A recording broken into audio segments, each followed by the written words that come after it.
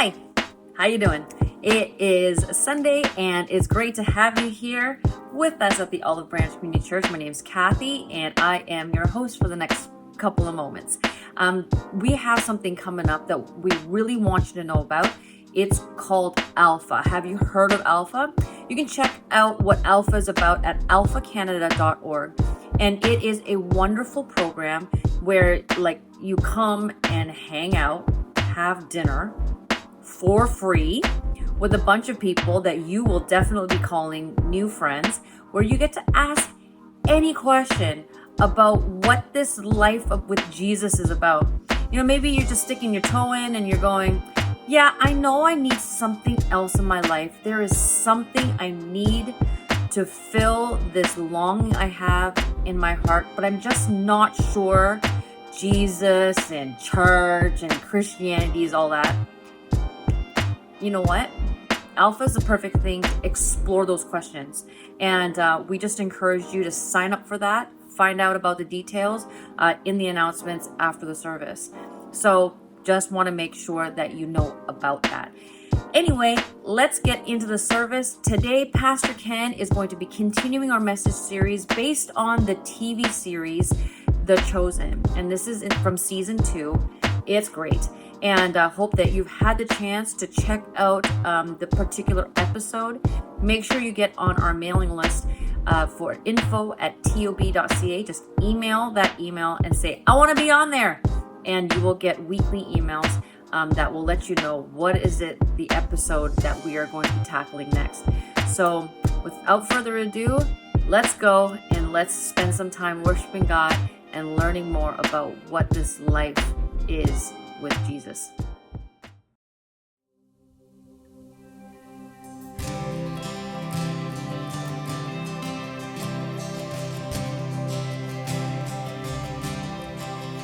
I believe you gave sight to the blind. I believe that the dead came to life. I believe there were wonders and signs, and you're still the same. I believe every word that you said. I believe there are scars in your hands, that your goodness is good without end, and you'll never change. I will tell of your wonders, sing of your grace, the God of creation, He knows me by name. The Lord is faithful, yesterday, now, and always, always. Your mercy is mighty, age after age, and all generations will bow down and praise. The Lord is faithful, yesterday, now, and always, always. I believe you will come in the clouds. I believe you are here even now. In your presence I know there is power, power to save. I will tell of your wonders, sing of your grace, the God of creation, He knows me by name. The Lord is faithful, yesterday, now, and always, always. Your mercy is mighty, age after age, and all generations will bow down and praise. The Lord is faithful, yesterday, now, and always, always. You were, you are, you always will be God. You were, you are, you always will be God. Yes, you always will be God. I will tell of your wonders, sing of your grace, the God of creation, He knows me by name. The Lord is faithful, yesterday, now, and always, always.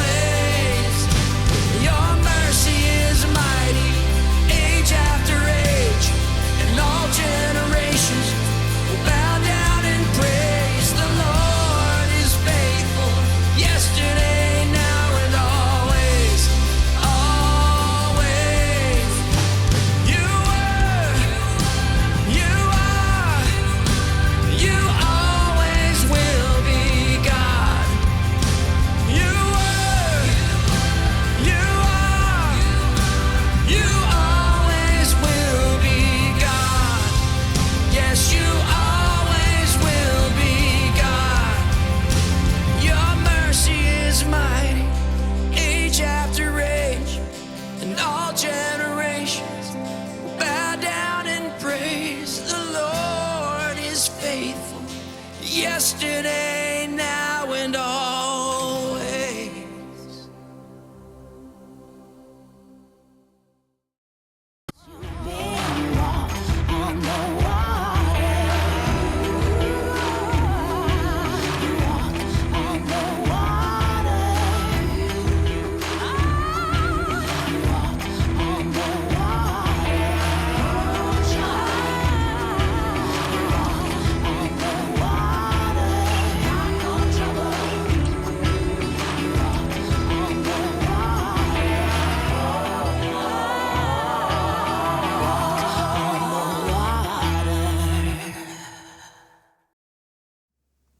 So glad to be here, and so glad to be in this new series we're starting called The Chosen, Hope for the Lost. I want to just start with kind of a hypothetical situation. Let's say you've got your iPhone 15 and you've lost it. You've been searching frantically for it. You can't find it anywhere, so you come home from work and you find it. In fact, your 3-year-old found it before you did, and they've got it taped to a stick, and they're using it to shovel mud in the backyard, or maybe using it, to see where stuff goes when you flush the toilet, kind of videotape that. Now, this has your life in it, right? Has all your photos, has all your numbers in it, that you use to get into things, and so it has all the papers, all the things that you carry with you. This is valuable stuff, and you think he's a 3-year-old, but that's it. He's a 3-year-old. And he's showing contempt for your cell phone. And that's what contempt is. Contempt means that you devalue something that is valuable. Now, if you want to get a better snapshot of contempt, we are starting into a season here in Canada, and they're gonna be in it, as soon as they're in it right now down in the United States where they're doing the debates and stuff like that. And I'll tell you what, it's a season for contempt. So just imagine if you were to watch a debate and sound something like this.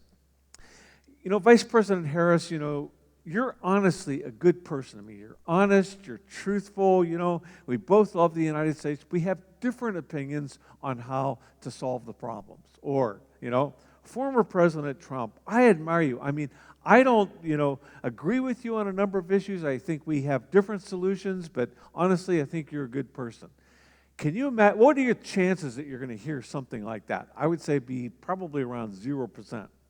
Because we live in what's been called a culture of contempt, which means that if you disagree with me, that means that you're evil, that you don't love God, that you don't love your country, that, all these other things. It's contempt for who you are as opposed to having different opinions. So, why am I talking about contempt? Well, let me tell you. It's because what we see Jesus dealing with here in this season of The Chosen is contempt. That's how it starts out. And he tells us how to deal with it by showing us how he deals with people and how he deals with people who are different than him. And here's what you need to know. I mean, contempt is a killer. It will kill your heart. It will kill off your marriage. It will kill off other things in your life. It's kind of the starting point for Hitler. It was the starting point for Mao Zedong. It was the starting point for Pol Pot and just about anybody who's basically, brought people down to the level of an animal or a rodent or an insect, and then, giving themselves permission to just kill them off. That's what happens. Contempt is very dangerous. And if you want to follow Jesus, and I think some of you are perhaps in the process of deciding that, you need to know that he just doesn't put up with contempt because it is so far from who he is and so far from everything he taught. Now, the record of John and James, and some of you see this and probably saw this in the thing, is that they had contempt for the Samaritans. Like, there was no such thing as a good Samaritan as far as they were concerned. In fact, the joke is them walking through the streets of Sychar, the village in Samaria where they were working, and basically saying, the problem with Samaria is there are too many Samaritans. Ha, ha, ha. They thought it was really funny. And the basis for following Jesus in this context is choosing kindness over contempt. In the beginning was the Word, and the Word was God. God was the Logos. God was the very active reason in the very beginning. He was with God, and He was God back in the very beginning. And what that means for us is very simple. Jesus has a right to deal with our contempt. Jesus has a right to show us how we are called to treat people and what we will be accountable for when it comes to that with our lives. The goal of his love is always to redeem. It's to find people who are lost and bring them back. Now, some of you probably remember how season 1 ended and so on. It was with Jesus reaching out to a woman at a well. And she was a Samaritan woman. The well was at Sychar. Her name was Photina. That's what she's called in this series, you know. And it's a beautiful scene. Jesus reaches out to her. Jesus goes out of his way to reach her. And she, in turn, reaches out to her whole city, you know. She's skeptical at first. She wants to argue about religion. But Jesus overcomes that. Jesus tells her, among all the others that he didn't tell, Jesus tells her that he is the Christ, that he's the Son of the living God. He tells her that God wants us to worship in spirit and truth. And so she goes back to her village. Like, she is so excited, she leaves her water jug there, and she goes back and she says, come and meet a man who told me everything I ever did. And there are people in this village, I mean, she's kind of the outcast in the village. And they, oh, I wonder what she did.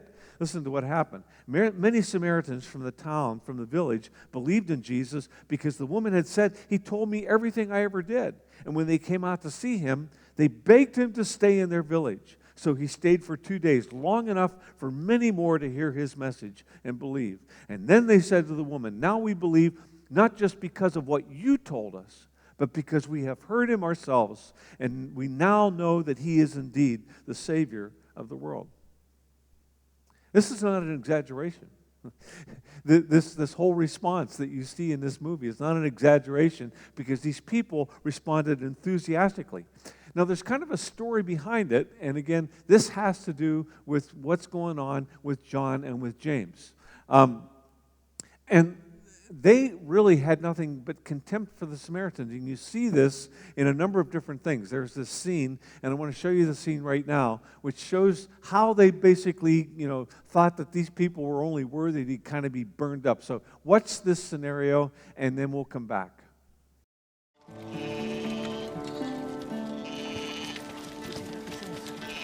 Rabbi! You couldn't wait, could you? We're sorry, we just wanted to clear a few things up, if that's okay. By all means. You Jewish boys are far from home. Yes, as a matter of fact, we are. Shalom to you too. Here's our traditional Jewish greeting for you. Don't lift a finger. That was a warning. Try it again, and see what happens. Quiet, Big James. Shalom to you too. You filthy dogs! I said quiet.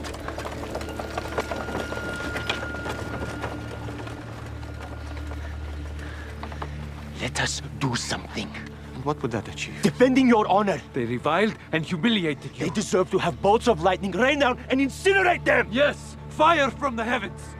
Fire. You said we could do things like that. Say the word, and it will happen. Why not? We knew we couldn't trust these people. We shouldn't have come here in the first place. They don't deserve you. Why do you think I had you work Melek's field? What was I trying to teach you? To help? You think it was just to be more helpful? Or to be better farmers? It was to show you that what we're doing here will last for generations. What I told Photina at the well, and what she then told so many others, it's sowing seeds that will have a lasting impact for lifetimes. Can you not see what's happening here? These people that you hate so much are believing in me without even seeing miracles. It's the message, the truth that we're giving them. And you're going to get in the way of that because a few people from a region you don't like were mean to you. That they're not worthy? What, you're so much better? You're more worthy? Well, let me tell you something. You're not. That's the whole point. It's why I'm here.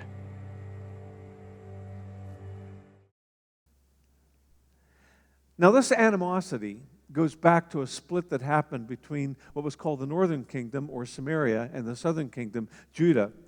long before this. And so, what happened is that the northern kingdom rejected David's grandson as their king and so on. And this animosity went on for 700 years. They would go to war against each other. They would hate each other. And and then what happened was the Assyrians came in and took over the northern kingdom, moved a bunch of other Assyrians in to intermarry. And so now these people were half-breeds, which means, you're not even our relatives anymore. You aren't even Jews anymore.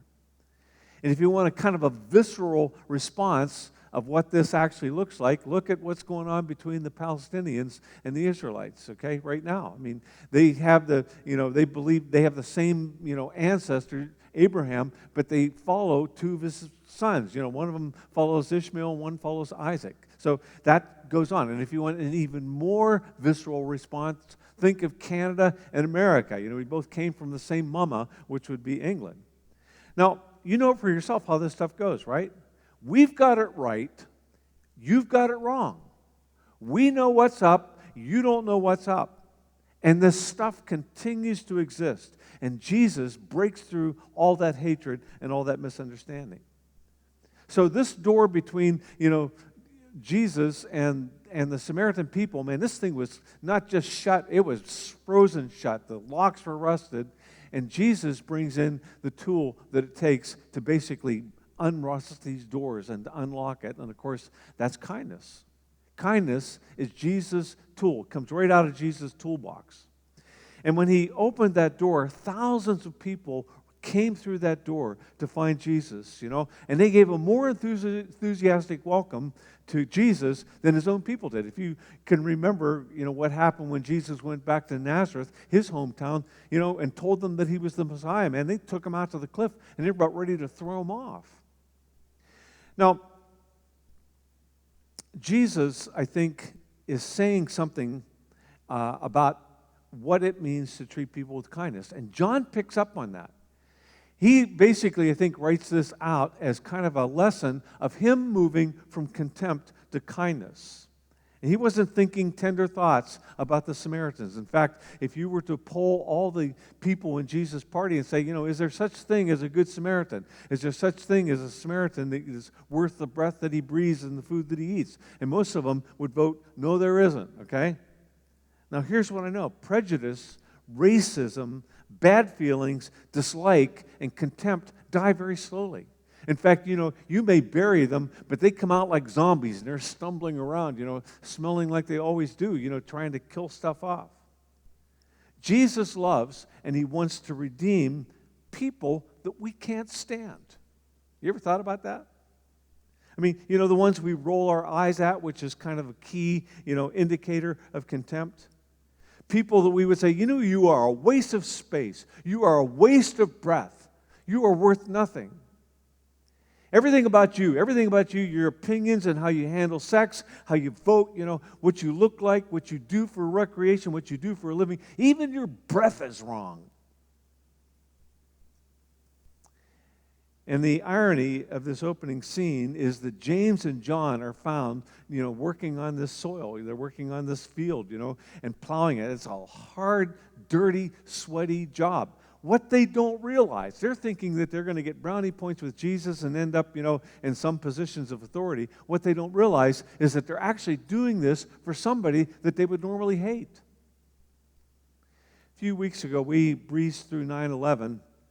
And I really didn't even think much about it until Lori reminded me, which she does of so many, very many things, How many of you remember where you were and what you thought and what you were doing, and how you felt when you saw these two twin towers, with plane-shaped holes in them and them burning up and crumbling and everything?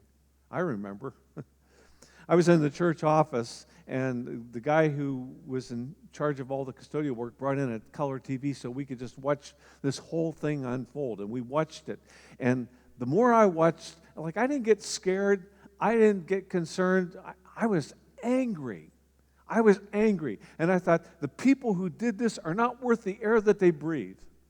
If I would have prayed a prayer to Jesus, I would have said, why don't you give them what they want for everybody else? Burn them up, incinerate them. They want everybody else to die, kill them off. I can't imagine how I would feel if I found out that I was doing a hot, dirty job all day for people who, flew airplanes into buildings.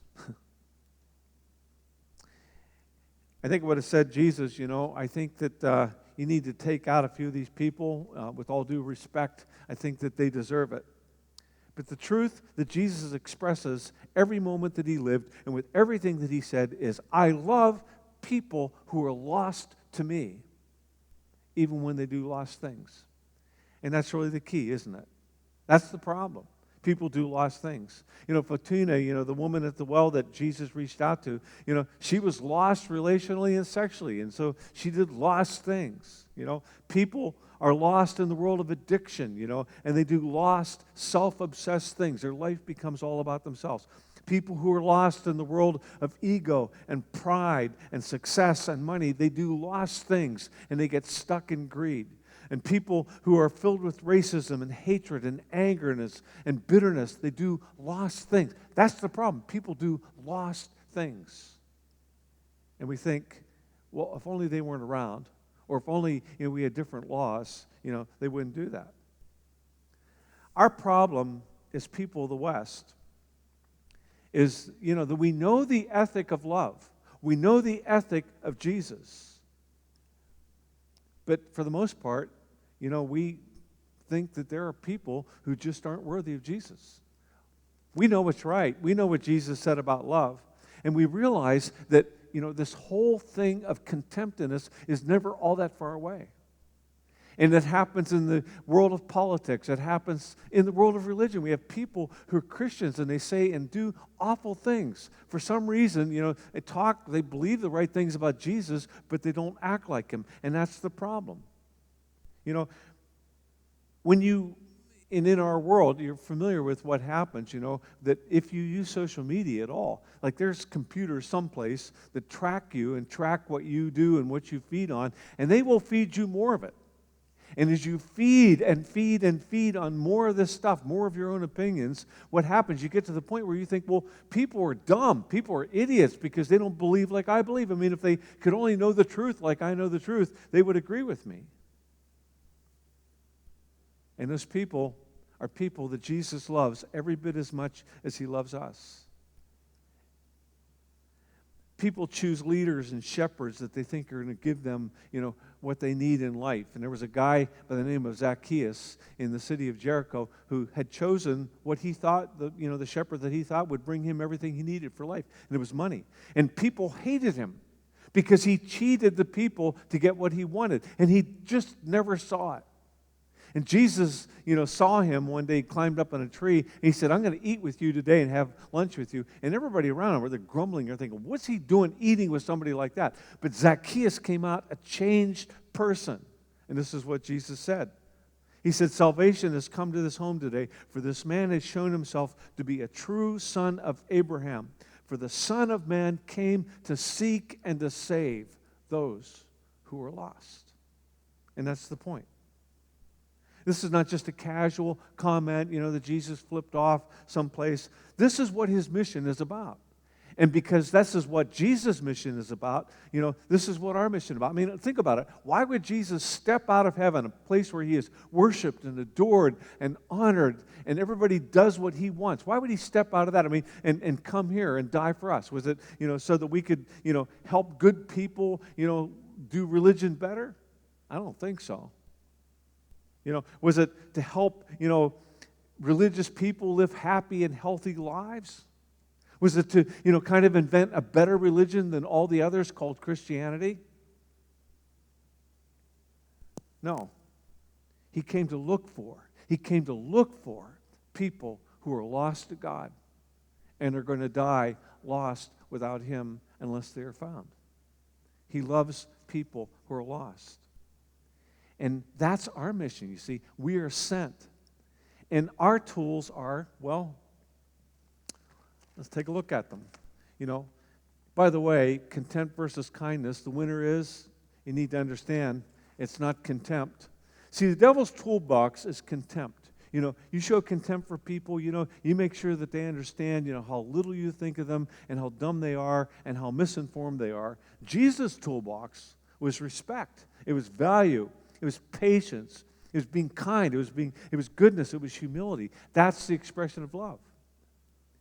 And that's our toolbox too.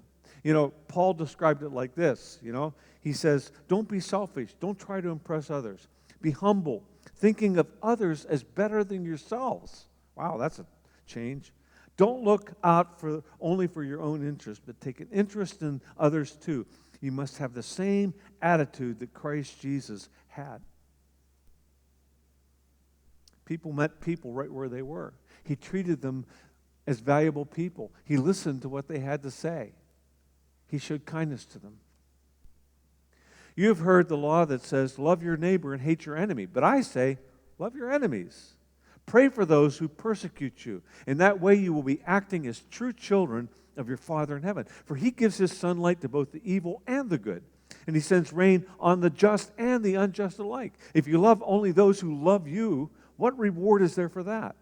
Even corrupt tax collectors do that much. If you are kind only to your friends, how are you different from anyone else? Even pagans do that. So let's just strip that down to its lowest level, okay? What works? What works? Does contempt work? Does it work, you know?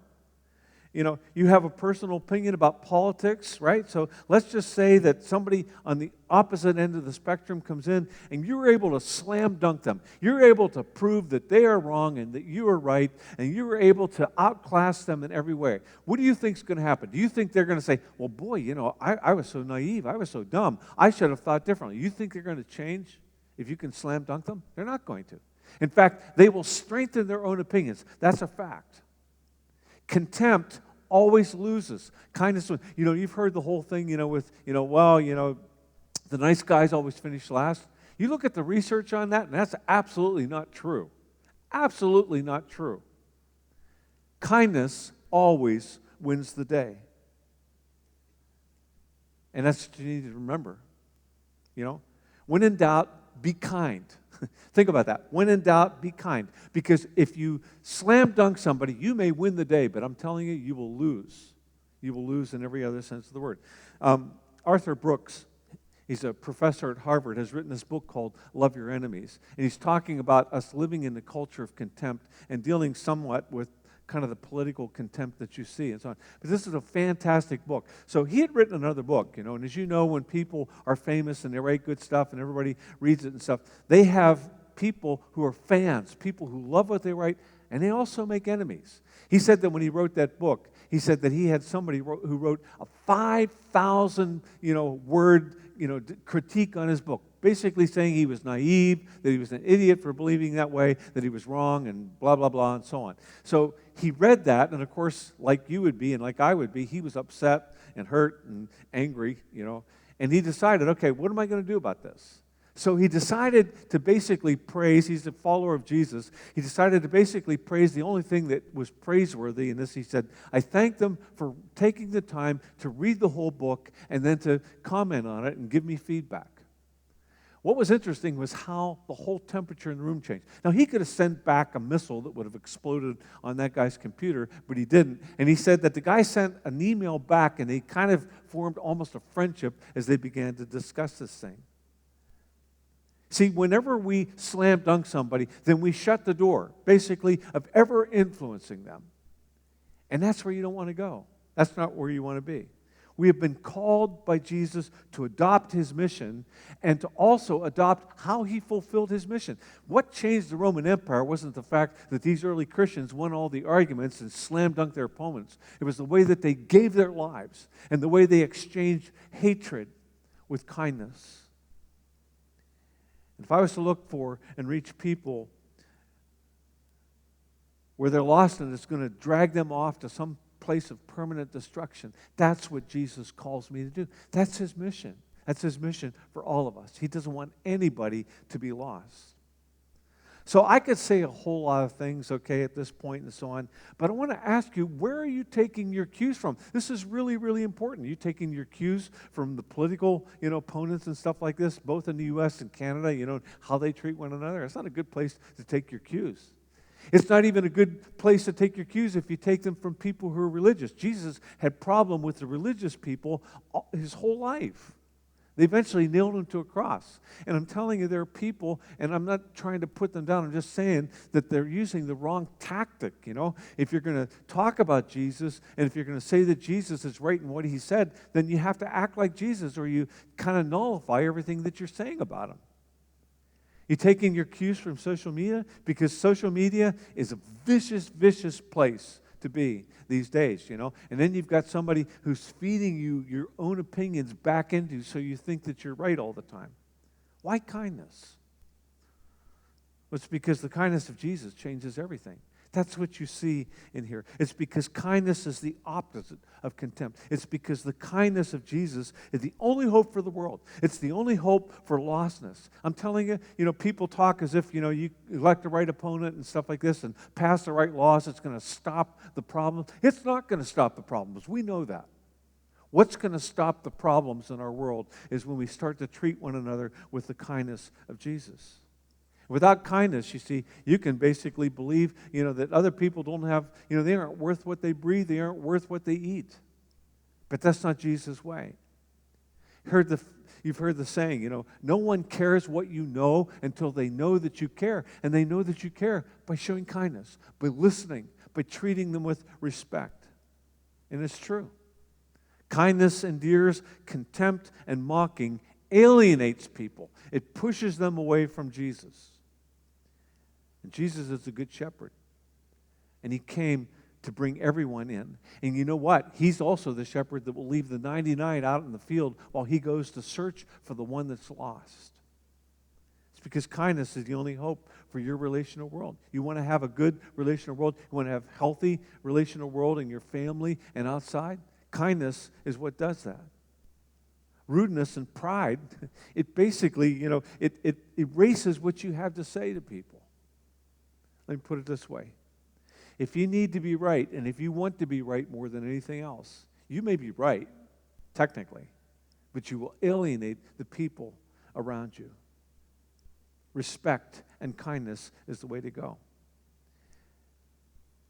This whole movement, now known as The Chosen, has engaged our culture like no other. And there are a couple reasons for that. The first one, I think, is that they've really stayed true to what the Bible has to say about Jesus and about what he did and about his disciples. It gives us a realistic picture of what people were like and how they were changed.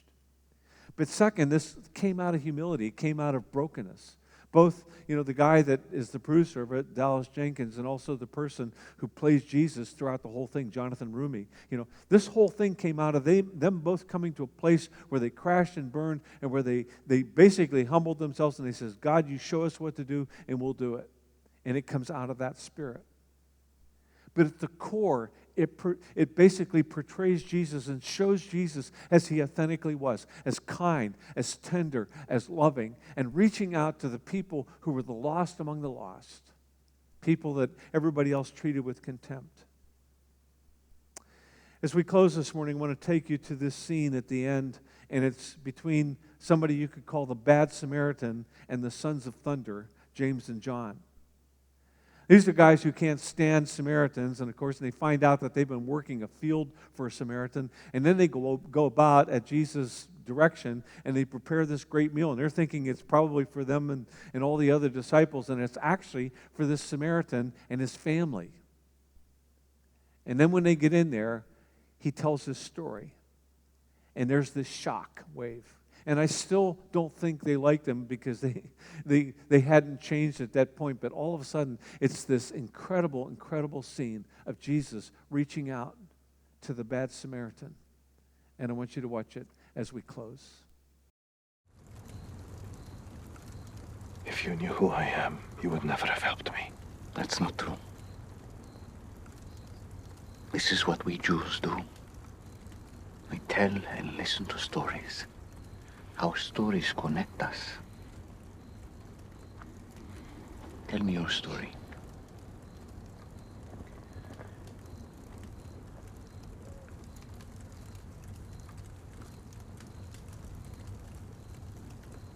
We ran out of money and food. My little Rebecca, I could see her ribs through her skin. And Hedva, her eyes turned gray. They had been a drought, so there was no work in town. I had a friend in Tiratana who was also in bad straits. We traveled south past Ephraim and lied in wait along the road from Jerusalem to Jericho. We attacked a Jew who was traveling alone. Pulled him down from his horse, took all his money and all his clothes. He fought back, so Dishon knocked him down. Hit his head on a rock. I thought he was probably dead. Dishon was to take the Jews' belongings and sell them to pawn traders in Anatoth. I was to ride north and sell the horse at a Roman outpost. But I wasn't on for 10 minutes when she reared up, threw me, broke my leg. I had to crawl on my elbows and forearms to the nearest town and beg for a ride back to Sychar, worse off than before.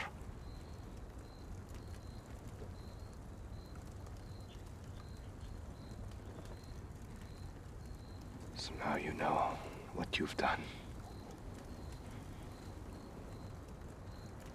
The kind of man you've helped. Every day, I think about that Jew.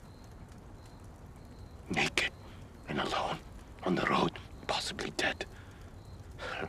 I could be a murderer. He didn't die.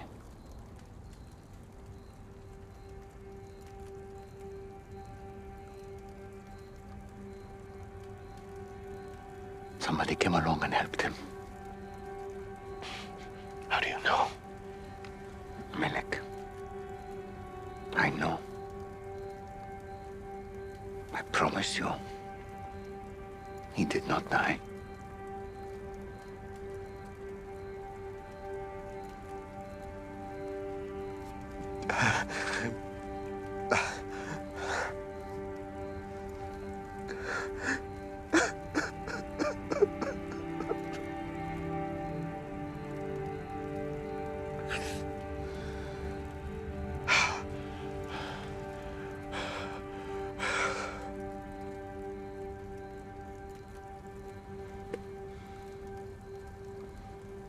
Why me? Why did you come all the way out here? Isn't everyone in town falling at your feet? The shepherd leaves the 99 on the mountain to search for the one that went astray.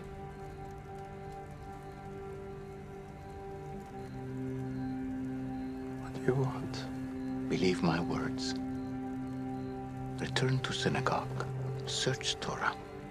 I never learned to read. And listen to the word read aloud.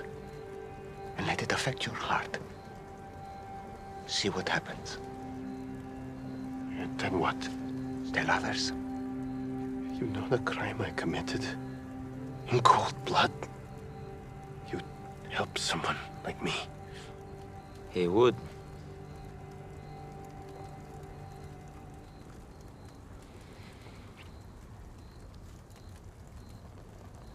Sleep on it. We'll be in town for one more day.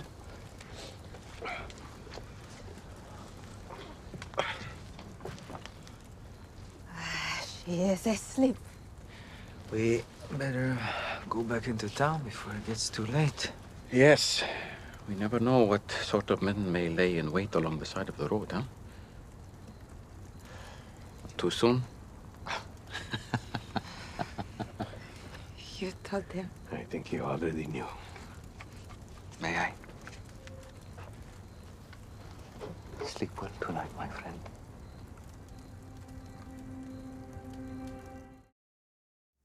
Everyone has a story.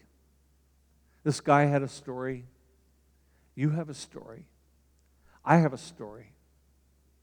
My story tells about where I've been and probably tells a little bit about why I am the way I am. And you don't know me unless you know my story. And you won't know others until you know their story, until you listen to them, unless you pay for talking time with listening time. And you need to know that Jesus knows your story, and he wants to listen to you. And when he listens to you, you will feel more understood. You will feel more loved than you've ever felt in your life. Will you at least reach out to him and tell him your story? Let's pray. God, I'm glad that you reached out to people who lost their way, people who were lost in whatever world they find themselves in. And I pray, Lord, that you will help us find you, because we're lost. We're lost without you. I pray that we will feel the tenderness and kindness that you treat us with. And then we will pass that on to the people under us who need someone to show them the kindness that only you can show. Help us to be those people. In Jesus' name, amen. So remember the mission. The mission is to find and save those who are lost, and to show kindness, to listen to people, to understand them, and to love them where they are. Amen.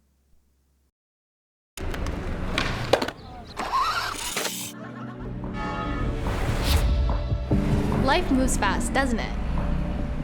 Every day there's so much to fit in. But do you ever stop and think, what's the point of it all? Do you ever ask yourself, is there more to life than this? ALF is a space to explore the big questions, to say what you think, and hear other people's points of view. It's a series of sessions exploring life, faith, and meaning. First up, there's food, then a talk, followed by discussion. Each talk explores a different aspect of the Christian faith, and then in small group, you get to say exactly what you think.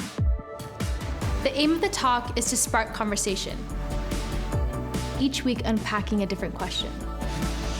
There's no obligation to say anything, and there's nothing you can't say, seriously. It's an opportunity to hear from others and share your own perspective in an honest, friendly, and open environment. Why not try it out?